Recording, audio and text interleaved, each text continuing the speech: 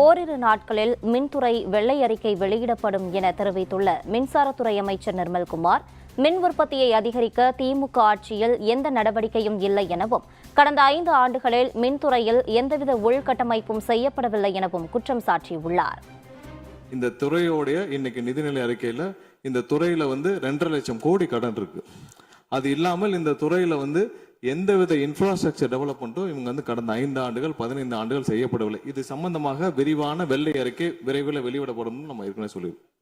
அது இல்லாமல் இந்த துறைக்கு கடந்த 5 ஆண்டுகளாக எவ்வளவு பேர் ஆள் எடுத்தார்கள் என்று, எவ்வளவு பேர் வேலைக்கு ஆள் எடுக்கப்பட்டது என்பதையும் நாங்கள் இன்னும் ஒரு சில நாட்கள்ல இதற்கான விளக்கமாக வெள்ளை அறிக்கையை நாங்கள் கண்டிப்பாக வெளியிடுவோம். இந்த துறையில் பாத்தீங்கன்னா இப்ப வேக்கண்ட் மட்டும் 70,000 வேக்கண்ட் இருக்கு.